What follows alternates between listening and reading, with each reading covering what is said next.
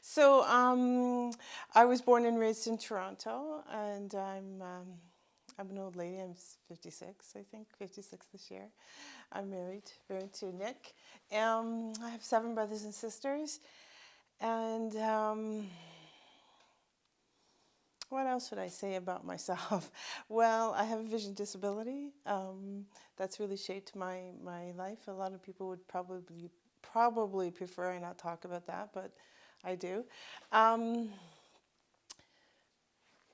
so my father was an Algonquin from Pikwakanagan First Nation, which is in Golden Lake, and so was his mother and great his grandmother. So it would be my father, my grandmother, my great grandmother, and we were from Pikwakanagan. And because of sex discrimination in the Indian Act, we were asked to leave.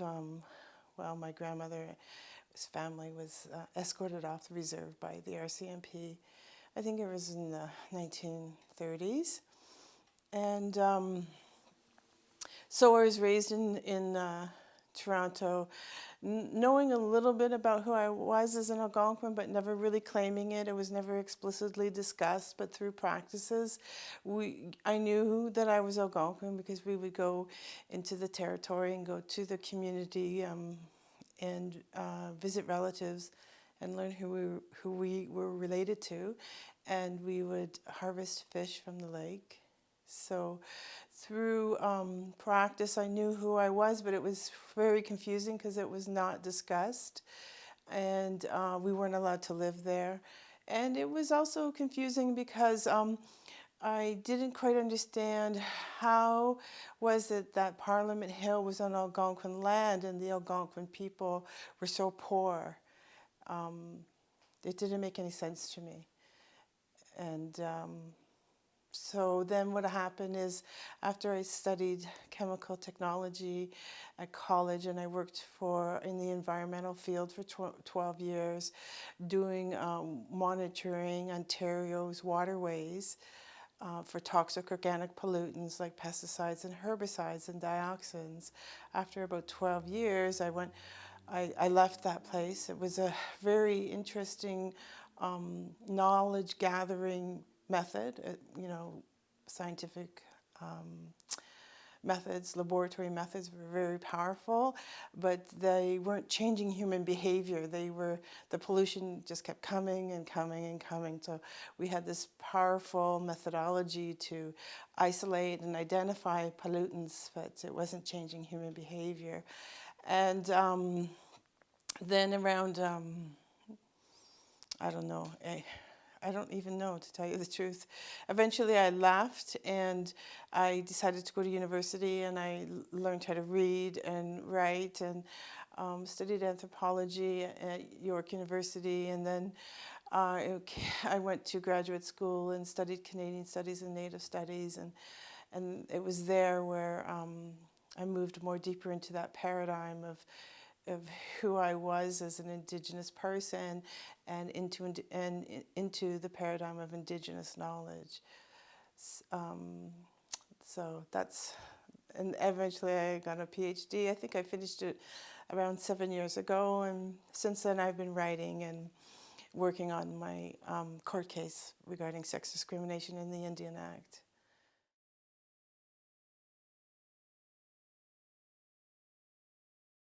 So I started the issue of addressing sex discrimination in the Indian Act after 1985, when it was amended to bring it in line with the Charter.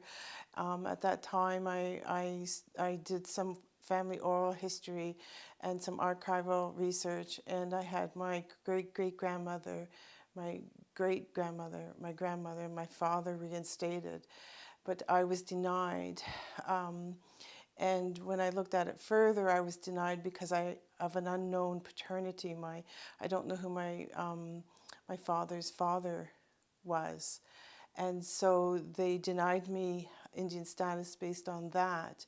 And along with that, they denied me band membership and citizenship and my treaty rights. And so when I looked at it deeper, that I was being denied because of an unknown paternity, I realized that they, of course, didn't get rid of the sex discrimination. They just created a new form. And it was quite disturbing because, you know, Canada was being celebrated for bringing in the Charter and for amending the Indian Act to put it in line with the Charter. But also, what was disturbing was I realized that they had developed an unknown paternity policy where young mothers, 13, 14, 15-year-old mothers who didn't have the legal right to consent to have sex, Indian and Northern Affairs Canada was harming them when their babies were born with no father's signature. And as we all know, a lot of mothers, young mothers, you know, there's incest and rape and sexual violence and all kinds of reasons why a father or a man won't sign a 13-year-old or a 14-year-old's birth certificate. And so I ended up taking it through the court system in around, I think, 1994 was when I finally applied for status, and I was denied. And then I found a lawyer, and eventually, 22 years later, I won. But what happened is at the Superior Court level, the judge, she used a rationale that was really poor, and that she implied that because my brother was denied the same way I was denied, and because all the applications for status were being treated the same, that no such sex discrimination existed. So she rationalized that I couldn't experience I couldn't experience sex discrimination through my grandmother, which is really poor, right? Everyone knows that, you know, we're in the era of equity, not equality. And, but I lost at the Superior Court level. And then it was determined that there was, of course, an error of law, but also the Department of Justice failed to disclose all the evidence. So we moved forward to the Court of Appeal, and we won. We won through administrative law. What happened when we first applied when we first filed our statement of claim, my lawyers of Aboriginal Legal Services wanted them just to change the policy. They said, you can change the policy, and the Department of Justice struck it and said, no, you have to challenge the Indian Act through the Charter. And so we had to go through that process of refiling our statement of claim, asking for permission first and refiling it. And we went through, you know, those 22 years of, you know, getting evidence and affidavits and expert reports and all the delays, because the Department of Justice has deep pockets. And as I said, we lost at the Superior Court level, and then because she said it wasn't sex discrimination as per Section 15 of the Charter. And then when we went to the Court of Appeal and we were addressing the issue of the new evidence and the errors of law, the three judges decided that it could be addressed through administrative law after all, and they ruled that the discrimination was unreasonable. So that was what my lawyer wanted to do, you know, all those years earlier. So what was most disturbing about it, as I said, is that we had these young mothers, you know, 13, 14, 15-year-old mothers who INAC was harming them, even though they didn't have the legal right to consent to sex when they were getting pregnant. INAC had the nerve to hurt them when their baby's father's signatures weren't on the birth certificate.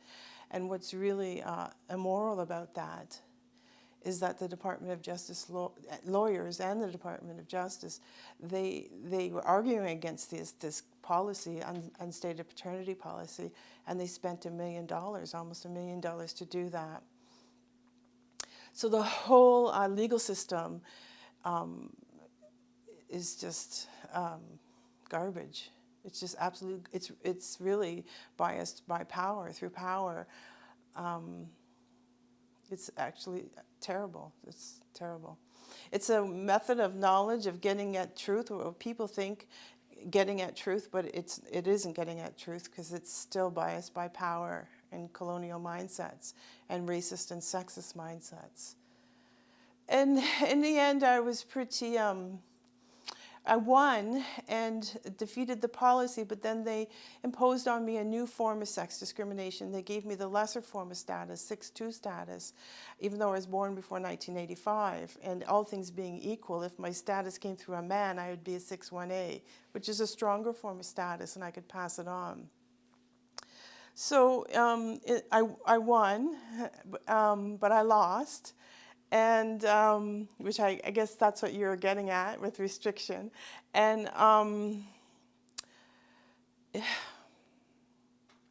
it was a waste of time. They wasted my time. They just ran me around.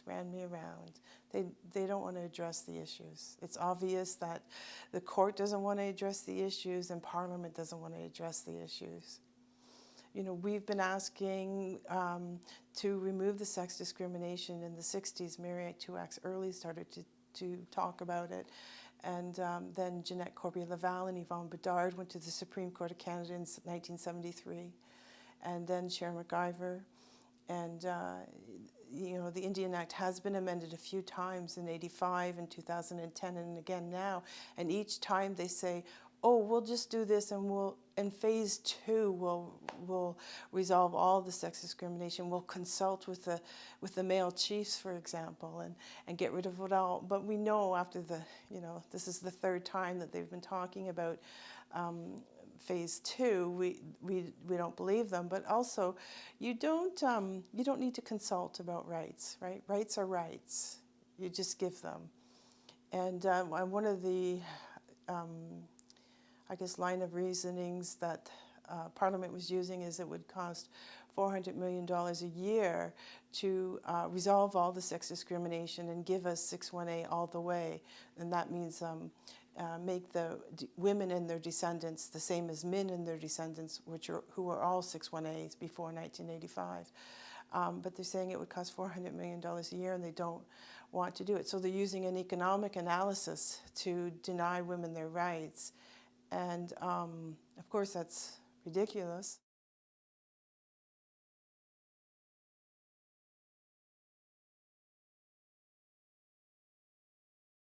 They spent $500 million on Canada Day.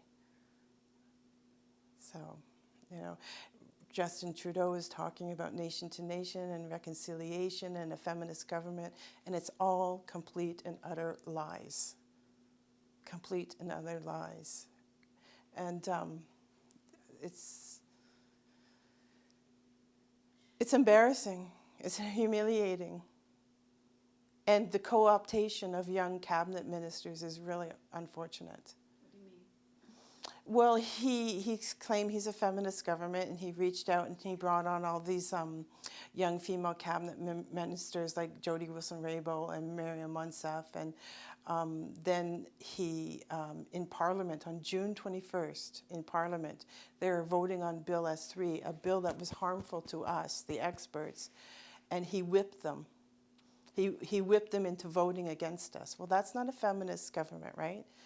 Right. That's a co-optation of women. What is that Bill bill? S3, it was a bill to eliminate all the sex discrimination in the Indian Act. It's now law.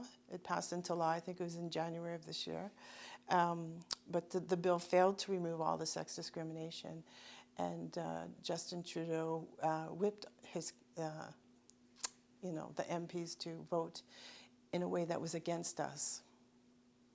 So in that sense, he co-opted feminism, and he co-opted even the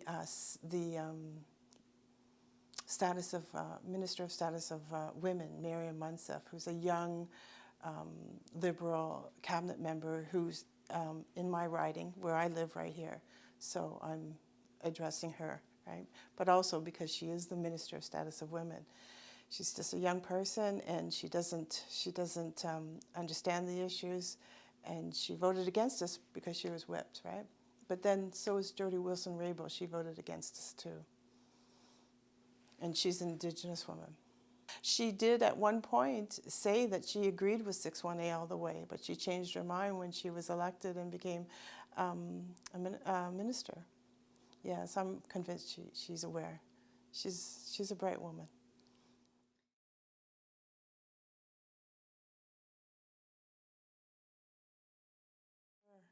if there's 100 acres of land, you get 50 acres of land and I get 50 acres of land.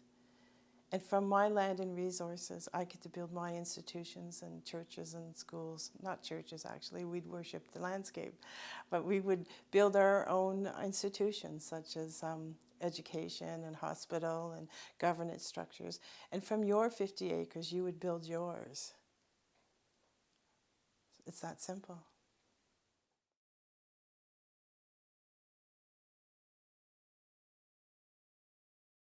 Well, I think certainly you have to give us our land and resources so we can, address it in ways that are meaningful to us. Um, you know, how do we address that pain? Well, I can talk a lot about heart knowledge and heart pain. Um, I, um, I think a lot of people don't understand that heart knowledge and heart pain can move on generation after generation. What they call it intergenerational trauma. The heart's really intelligent, right? We think the mind is more intelligent, but it isn't. The heart is really intelligent, and I think if we're going to heal from that, first of all, we need the resources so it doesn't go on, and that's not happening. Canada's not giving us our land and resources, but I think we with I think we need to think hard about heart knowledge and there's so much I could say about it, about the circle of mind knowledge and the circle of heart knowledge, that there's not a truth until both of them are there. Like a lot of people are walking around with a heart trauma and they don't quite understand it, intergenerational trauma, and it's often said, well, what they need to do is go on a intellectual journey and come to terms with, or come to understand the heart knowledge in a different way, so that then you can walk with it better. Maybe you can walk with it better. Heart knowledge is also,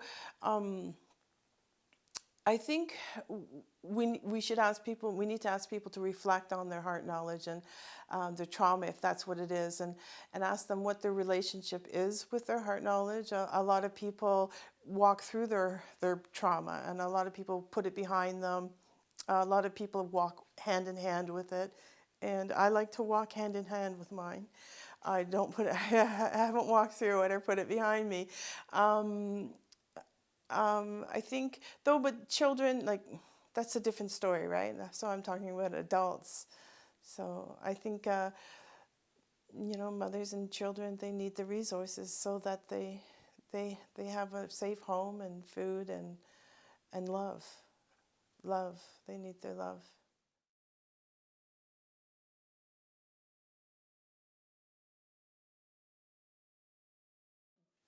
So I did my PhD on the Algonquin land claim and self-government process, and I was pretty ignorant about whether the treaty and land claim process was a good process, because I'm not a political scientist or a historian.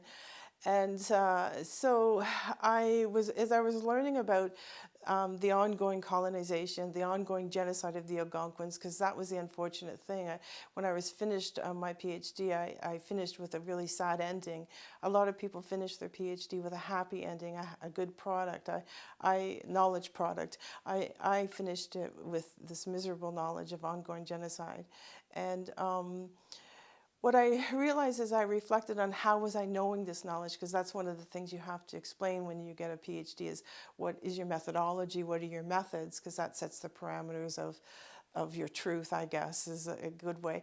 And I realized that I was using my experience and a lot of introspection and reading the literature, and I was also relying on my heart knowledge to guide and direct it, because, well, that's just what I was doing. It was stirring up a lot of emotions when you learn all the sad stories about what happened to the Algonquin and how we were denied land. When the settler people came here, they were given our land, and we were told we couldn't have our land. And then, they criminalized our culture, and then they wouldn't let us hire lawyers. And I think it was in 1927 they criminalized our ability to hire lawyers to get our land. And I just learned that it was a sad, miserable ending, and so I brought in that emotional knowledge to to my way of knowing. And so I've had to reflect on heart knowledge. Heart knowledge is a really valued way of knowing in the Anishinaabe tradition and in the Medeowan tradition. And so I started to learn more about it, the importance of the heartberry, the odamen. That means strawberry, but the translation for odamen is heartberry. And listening to the teachers, the elders, the traditional knowledge holders, and the elders, the professors talk about heart knowledge, and say things such as when we talk to one another, we should look at each other's face. And because when we look at each other's face, we express emotions, and there's a physiological synchronization between the two people. So when I'm happy, you're happy. When you're sad, I'm sad. And when I'm angry, you feel angry. And that way, you're able to embody some of the knowledge that I have. So in there, heart knowledge is really interesting to think about, right? That's why I prefer to stay away from PowerPoints. I want people to look at me. And again, that teaching that about Deboywen Mikanchi Chigoing, where truth is both a circle of mind knowledge and a circle of heart knowledge connected. And that truth is not just in your mind, it's not just in your heart. So, and then, at first I thought they were sweet stories, but then I realized how profound the teachings about heart knowledge are. And one teaching that I really like is that the heart, something that I've come to realize is the heart has the capacity to collapse time. 20 years can go by after you've been hurt by a parent or an auntie, and boom, it collapses all that time. You feel the same way. So that speaks to the intelligence of the heart. So as I thought more and more about heart knowledge, and you see a lot of people suffering from trauma, like parents and adults suffering from, their child is missing, and residential school issues. I started to reflect more on this thing about how do people relate to their trauma. And I was paying attention to the metaphors people were using. And some people would say, oh, I just put it behind me. And some people would say, I walk through it. And some people say, oh, I have it compartmentalized over here. And some people says it's a knapsack on my back. And I thought about, well, how do I think about my trauma? And I think I hold its hand. It walks with me. And so I think it's interesting to ask people to reflect on what metaphor would you use? Because I think just getting them to reflect on their relationship to the trauma just might be enough to shift them into going, oh, I think I can get a handle on this now. It's not going to. I'm not saying it's going to be easier, but just some people are almost like narcissistic with their heart pain, and I don't mean to be mean when I say that. I don't mean to be mean at all. They just hold on to it so tight, and that is another metaphor, right?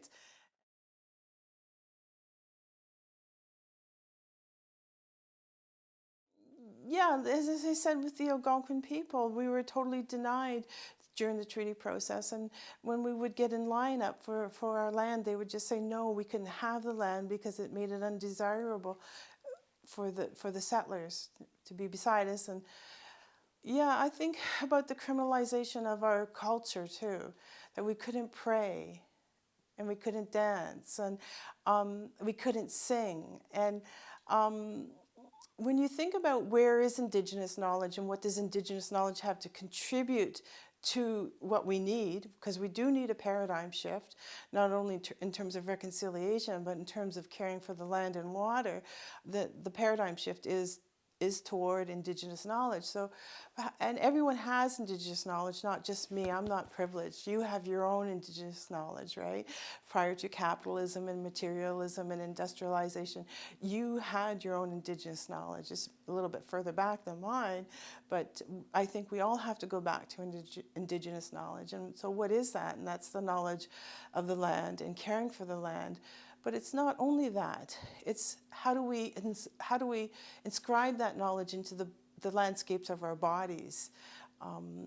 As I said, when I was doing my PhD, I used heart knowledge and experiential knowledge and introspection. Those are traditional ways of knowing knowledge. But when I think hard about what is the difference between Indigenous knowledge and Western knowledge, I think that we have to keep in mind that when we raise our kids traditionally, our children traditionally, we teach them how to sing and how to dance and get that rhythm and how to pray. And, you know, they have their special items and their regalia, and we feast with them and tell them stories. Before they even have a conscious understanding who they are as a person, the knowledge is already inscribed in in the landscape of their bodies. They already know how to pray to the Creator. They already know how to dance for the water, for example. And so as they grow up and they come into a conscious understanding of who they are, the knowledge is already there. And so when they're depressed or sad or excited or, you know, grieving, when their mind fails them, their body will remember who they are. And so that's the gift of Indigenous knowledge. That is the gift. And I think when we talk about trauma, what has happened is we've put trauma in our bodies, and that is what makes it harder to deal with that trauma, right? So the thing your question was about genocide, right?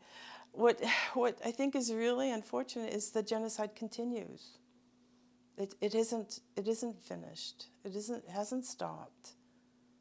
It's terrible.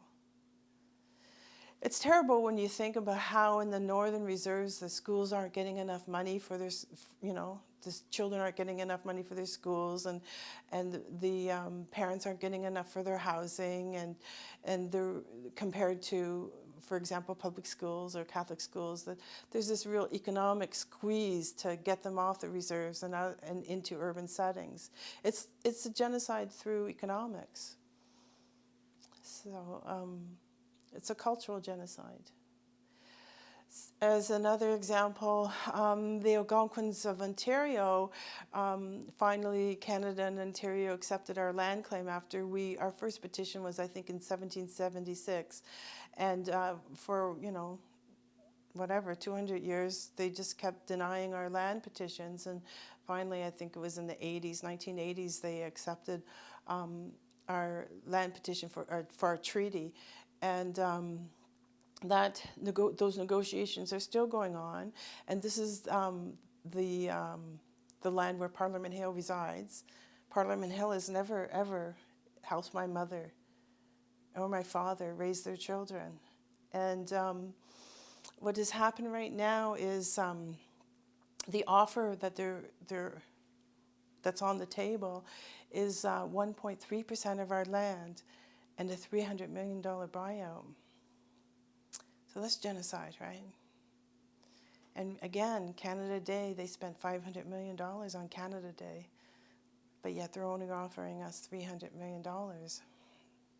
It's a really sad situation. But there's more.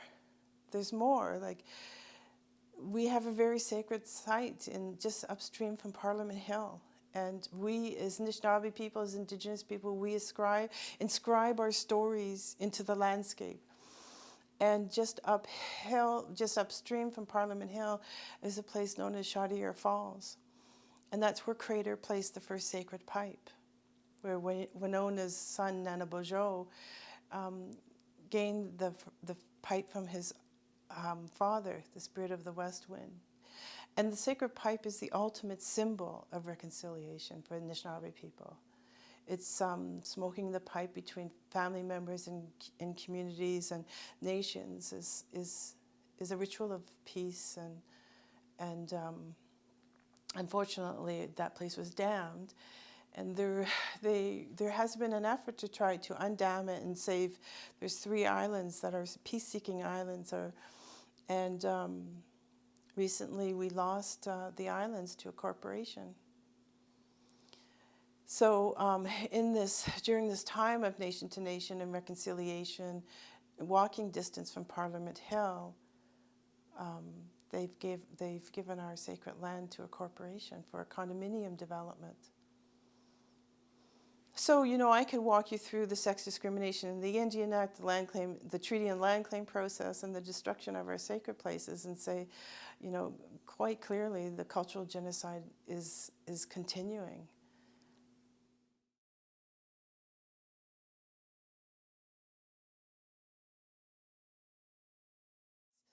Yes, and I was recently at a school talking to grade 12 students, and they asked me a lot about genocide, which was quite something. And they, first of all, they wanted to know if I would forgive Canada, and I said, well, no, because there's nothing to forgive. The genocide continues. And I told them the story about the Algonquins. And there was some people some of the students, I think, were suffering from genocide in their own country, right? They had come here as refugees, I guess. And I guess that's where the question came from. And I explained to them the difference between genocide and cultural genocide, because there's all this debate about a lot of people don't like the word culture in front of the word genocide, right? Genocide is what they argue, and of course I understand that. Of course I understand that, but you're talking to people and these grade 12 students, and you have to have a discussion and explain to them the difference between a mass killing genocide and a cultural genocide. And so I told them, you know, of course mass killing is a genocide. But that's not the only kind of genocide there is. Cultural genocide is a kind of genocide that can happen right in front of your face and you won't see it. It'll happen through policies and laws and legislation. It'll deny people like the Algonquins land rights, water rights, the right to build their own education institutions and their own hospitals, for example. Through these laws, policies, and legislation, through an economic squeeze, not giving them enough money, that is cultural genocide. So a lot of people think that when some people use the word cultural genocide, that they're softening the term, but I actually don't agree. I think it may be, but I think the way I use it is I like to say, well, I like to distinguish between genocide and cultural genocide, because cultural genocide is much more insidious. You can't see it, so it's hard for you to understand it.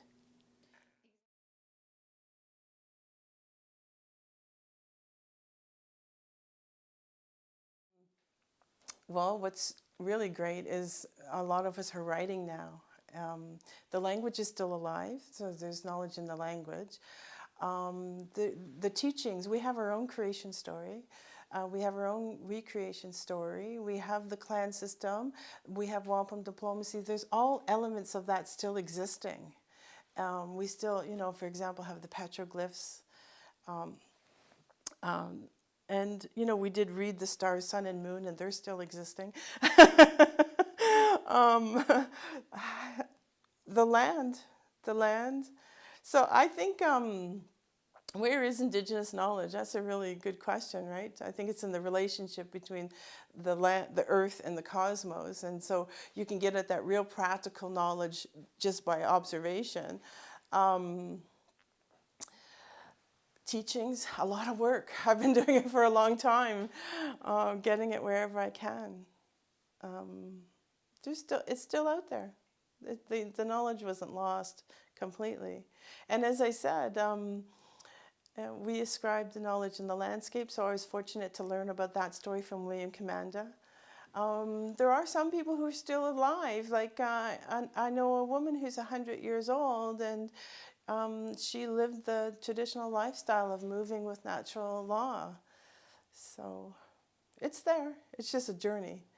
I actually think my Indigenous knowledge is closer to me than yours is to you. So that's a question I should be asking you. Some people will say to me, "Oh, Lynn, but it's easy for you. You can go to the reserve and find some traditional knowledge holders." And it's like, no. There's so much sexism and racism, and I'm not a part of a reserve community anyways. That's almost like an excuse for people not to go back to their own Indigenous knowledge. I think For me, I had an incredible thirst for knowledge. You know, when you grow up in Toronto with 7 brothers and sisters, and you live in poverty, and the world's not working for you, you're going, okay, what's going on? Like, why am I here? And why is nothing working? And why is Parliament Hill on our land, and they've never paid us any rent or tax dollars? I had an incredible thirst for knowledge, and I just kept looking. Certainly getting a PhD in Indigenous studies was useful because, you know, I didn't study sociology or anthropology. That would be my theory, but I studied Indigenous knowledge, or Indigenous studies rather, so all the readings and all the teachings came from Indigenous knowledge. There's quite a collection of readings. So. And now you can even watch Facebook and learn a word a day. So,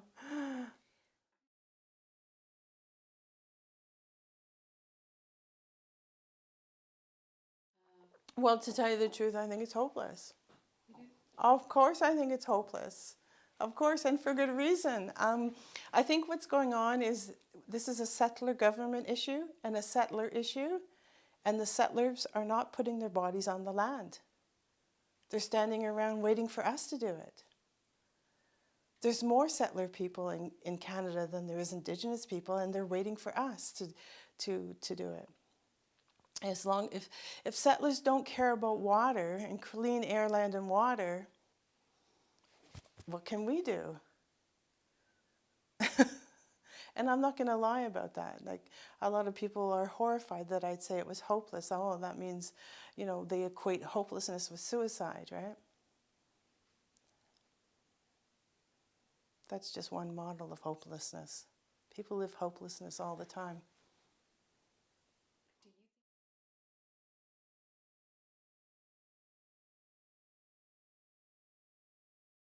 So the other day I went in to talk to students about water, and I did the teaching, but I said to them, I said, caring for the water is more than a teachable moment, right? That's when I'm going in and talking to grade 12 students about reverence for the water, it's after the fact. They needed to dance and sing for that water as babies, so that when they grew up, they would defend the water instead of rah, rah, rah, Canada. Yes, you know, let's spend $500 million on Canada. They would care more for the water than that. I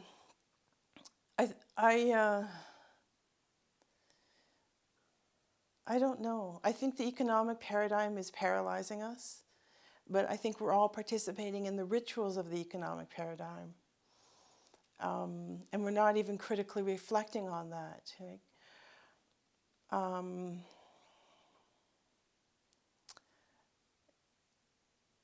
I think about that a lot, the secular rituals that we embody versus having rituals for the water and the land.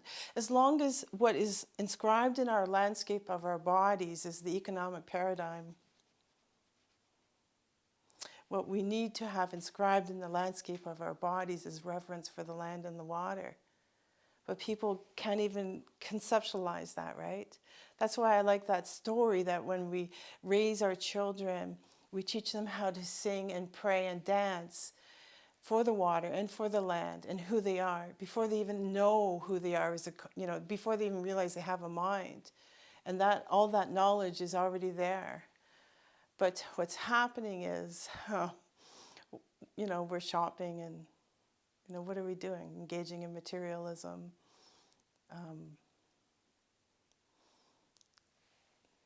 Screen time. What are our rituals today? Screen time, I think. TV. I think we need to think more critically about how we shape what we do and how we think. Again, we think that knowledge is in the mind, and it isn't, right? The most important knowledge is in our subconscious. It's in our bodies. And as long as we allow Canada the control of our children's bodies and things like sports, Oh Canada, why are we singing Oh Canada every day when It's the water that's most important, right? It really is the water and the land. But people can't think critically about Canada and the story, which is a fiction. It's a fictional story, and it's very anthropomorphic. I mean, oh, Canada's history in any nation state, it's just about humans, right? It's not about the trees or the animal beings. It's Canada, the nation state, rah, rah, rah. It's totally about humans and the ego, and doesn't even think about the other orders of creation. The other orders of creation need land and water as well. So I wonder, why are we not singing the water song in school? Why do we put up the flagpole, a flag of the nation state? Why isn't it water, something to do with the natural world, for example? When I think more about the water, and I think about the levels of pollution in the water, that so there's the obvious debris like the plastic and the airplanes and buses and tires, and then there's the sewage that we dump into the water, and then there's pesticides and herbicides, and then there's hospital biological waste, and then there's radioactive particles. There's many layers of pollution. And when I think about back-end identification of pollution, it's back-end. You have to get it at its source. I think everyone knows that, right? You have to stop it at its source. And so when I was in this class talking about having reverence for the water, and I expressed that, it's not a teachable moment. It has to be threaded through the curriculum. I said that me coming into grade 12 students and talking about reverence for the water, it's a back-end solution. They don't. It's very similar to only testing the water after the pollutants are already in there. So you have to get children when they're really young and socialize them to love the water and to sing for the water. And a lot of people who struggle conceptually, and if I say to them, well, we need to start singing and praying for the water, they think, well, she's crazy. What's this woman's mad. And it's quite funny, because of course I'm not suggesting we go sing to the river and the pollutants will fall out. What I'm suggesting is we go sing for the rivers and we bring our little ones with us and teach them that reverence for the water. But people can't shift and do that, right? So.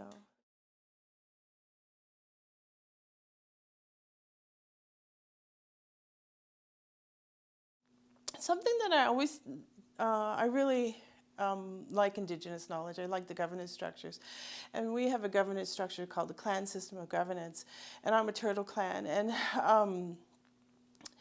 the essence, though, of the clan system is that you respect the gifts that different people bring. And so some people are really good hunters, and some people are really good cooks, and some people are really good with money, and some people are good intellectuals. And the essence of the clan system is you respect what each of them bring, and collectively we figure it out. But we live in an anti-intellectual world. We don't like our intellectuals. Look at our politicians. I'm embarrassed, actually. But we don't like, we very much do live in an anti-intellectual world. And what I like to say to people is, chopping wood is a really important job. But I can't chop wood, right? I have a vision disability. And chopping wood is as equal as thinking. So I think we don't value, that's another issue. We don't value our intellectuals. We value sports heroes. And the politicians, they're certainly not the intellectuals. Generally speaking, I don't think they're the intellectuals. Which is part of our problem. Yeah, we almost resent them. And we project off of them.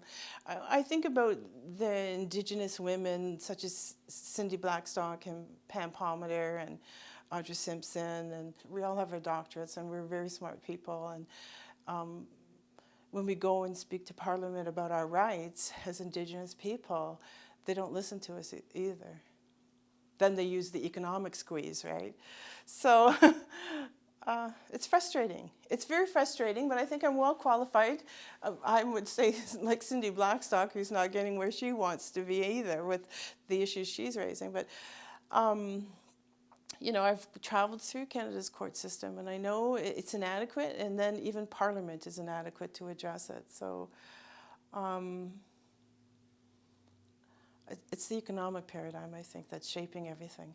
And one of my favorite things to say these days is that first of all, we talk about progress, and we're certainly not progressing, right? But one of my favorite things to say is that believing in the sacred is far more rational and sustainable than the destruction of the economic paradigm.